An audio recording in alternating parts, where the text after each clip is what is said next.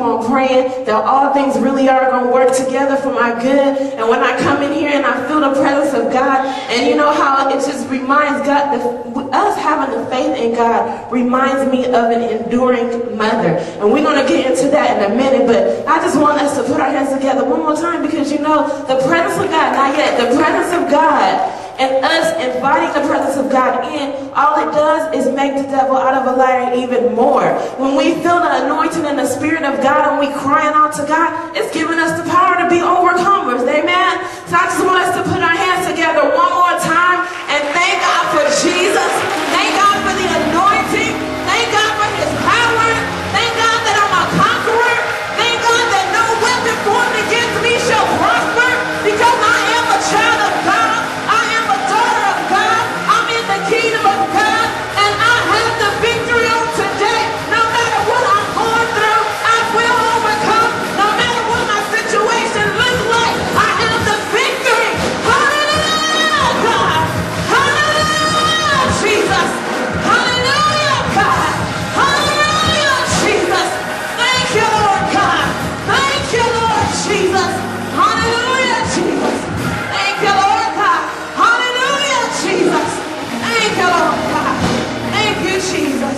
You may have your seat. Hallelujah. Thank you, Jesus.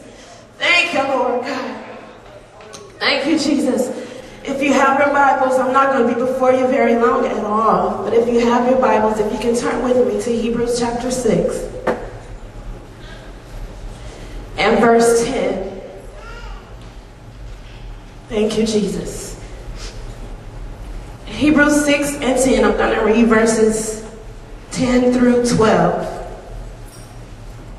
It says, "For God is not unrighteous to forget your work and labor of love, which ye have shown toward His name, and that ye have ministered to the saints, and do minister. And we desire that every one of you show the same diligence to the full assurance of the hope unto the end, that ye be not slothful, but followers of them who through faith and patience inherit the promises." I'm going to read verse 10 one more time. "For God is not unrighteous to forget your work and labor of love, which ye have showed toward His name, and that ye have ministered to the saints and do minister." If you can just look at somebody either on your right or your left, and just encourage them today and say, God has not forgotten about you. One more time, God has not forgotten about you. Make them believe it. God has not forgotten about you. Now, if you look at verse 10, if you just look at it, it says, "For God is not unrighteous." And if you just think about what that could even mean, the word righteous means to be in right standing before God. So for God to be unrighteous is basically not possible, because God is not going to be in Himself unrighteous against Himself. So He's not going to basically go against who He is to forget about you. That's what it would take. For Him to forget about you and what you've done would take Him going against the nature of who He is. And that's basically not possible. Amen? So I just want to make sure that we know that even to start off today.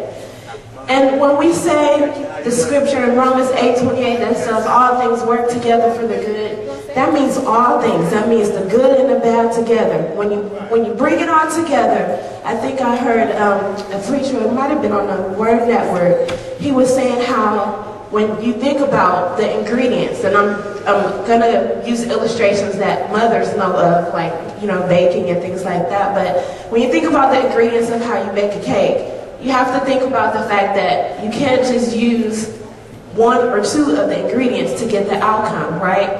You know, you have to use baking soda, baking powder, all those different things to pull it all together.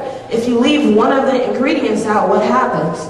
It doesn't work together. All the ingredients don't work together to get the outcome. So what I'm learning to see is that everything that we go through and everything that we do, everything that happens in our life, as long as we're seeking God and depending on God, it will all come together at some point in time. You know how the Bible says that there's a season for all things? You know, my season is not your season, yours is not mine, but when it's all said and done, it is going to work together for my good, it's going to work together for your good. It's just a matter of us being enduring. If we can endure to the end, remember the race is not given to the swift or strong, but to them that endure to the end. And if there's one thing that we do know, mothers know how to endure. Amen? Mothers know how to endure. It doesn't matter what's going on. It doesn't matter what the situation, what their child is doing, what it looks like. She'll say, well, he's going to be all right. Or she's going to be all right. Or it's going to be all right. Amen? So if you look at the scripture that says, let's look at verse 11. And we desire that every one of you show the same diligence to the full assurance of hope until the end. We have to be fully assured that in the end, everything is going to work out. So if we look at, for instance, what the word work means. Work just means to exert oneself by doing mental or physical work for a specific purpose. If you look at verse 10, it says, he won't forget your work and labor. And sometimes people say, well, work is labor or labor is work. So why are both of these words in the scripture? And I was asking God about that, and he basically said that people can work without laboring. Laboring is an intensity of work. So you can, we all go to work, we all work to do things, we all work for specific purposes. But when you start laboring, and I'm sure a lot of you in the room know what that means. When you start laboring, that's no joke. When you're laboring naturally, it's no joke. And when you're laboring in the spirit, that's where that intercession comes in, and that's where that warfare comes in. So you have to not only work, but labor to get to the end. Amen? So labor is very, very hard work, and it's an intense level of work. So God is not unrighteous to forget your work or your labor of love. And it would go against basically his nature. But the other thing that labor is also influence. Mothers have an influence on people that, some of us would never even be able to do. When your mother tells you that everything is going to be all right, then you know everything is going to be all right. Amen? When she encourages you, there's nothing like a word of encouragement from a mother. Even from a person who's a mentor in your life or somebody that means a lot to you.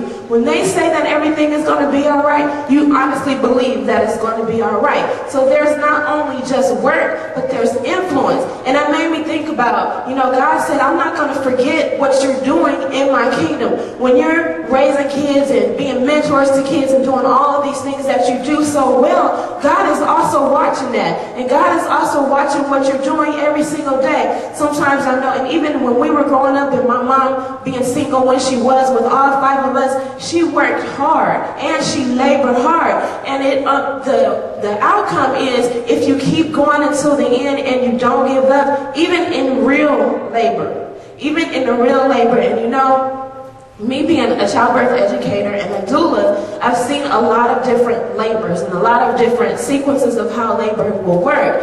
And so when I was reading the scripture and it said that he won't forget your labor of love, I was like, sometimes when people are going through labor, they may be going through the pain and the hurt and all that. But once you get to the end, sometimes you forget about all those things that happened during that course of labor. Amen? So what we're going to do today is I'm going to take you through really quickly some of the things that happen in labor and then compare that to some of the things that happen with us when God is trying to produce a fruit of the Spirit. Amen? Because if we look, he says God is not unrighteous to forget your work and labor of love. And we know that love is the greatest of the fruit of the Spirit, right? And so what's happening is sometimes when we're going through our tests and through our trials, it's just a working to produce that manifestation of that fruit. How many of us remember during the women's conference, the divine manifestation of the fruits of the Spirit? I still remember that. I'm still feasting on that. But when I was looking at this, it was like God was saying,